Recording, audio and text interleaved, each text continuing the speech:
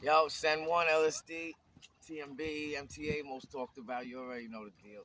I wanted to just get to clarify something. I was just talking to a few people, and a lot of people were asking me how MTA started and shit. So basically, it was me, Dessa, and Giz. You know what I'm saying? And we were doing the M line a lot, like on Metropolitan and shit like that. We had a hole in the fence, and that we cut.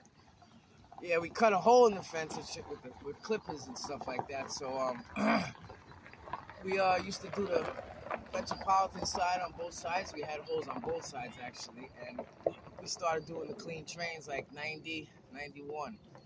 And I used to write MTA because I would see the little MTA sign, the blue MTA sign and shit. It said MTA and shit. And at first, like, Giz was like, "Oh, let's must take acid," and then and then basically I was just like, "That's our crew, MTA and shit." So it was like really me, Dessa, and Giz, but I kind of started it. So, and then I started LSD because I got into the smoking dust and shit like that, which led to Dessa and Giz taking over MTA. Plus, I caught a bid, and they kept it alive.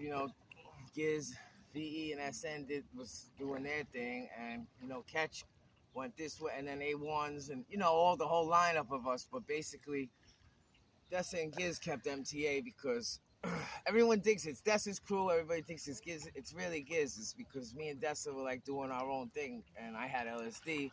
I got passed down from the original Iceman, the real Prez from 1970s and shit. So if you don't know your history, you don't know that crew. LSD is it's a major part in graffiti because it got passed down from a fucking super legend, And now he's like missing in action. Nobody knows where he is, but my man GA is the one that introduced me to him and shit like that. So I gotta pay homage to that. You know what I mean? And U5 crew, that was like one of my first crews that I was down with too at the time in Brooklyn, Bushwick, and you know what I'm saying. From there, I learned a lot about Halsey layup, on the L train, and a lot of different things to fucking being down with different crews and different people. You know what I'm saying? So but anyway, the whole thing for today's video, I just wanted to let that be known as far as the MTA thing and shit like that. And I just wanted to let everybody know that I'm going back to court tomorrow, and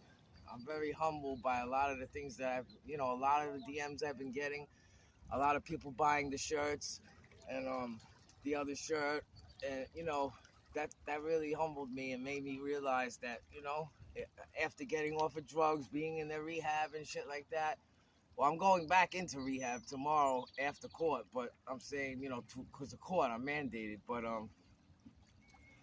being in there, maybe last 90 days, it really made me think about a lot of things, like who I love and a lot of shit. Like my, without my wife, I'd be nothing. So I just, she means a lot to me, and so do my stepkids, and I'm really humbled by a lot of the shit that people done with the buying shirts and shit like that, buying canvases. I've been selling the canvas boards, and when I was doing drugs, I just sell you anything for cheap, and like, you know what I mean? Like as I got into this shit now, and I got my skills back, and like I really put my heart into a lot of my drawings and stuff like that. So if you want something, holler at me, man. I'll talk.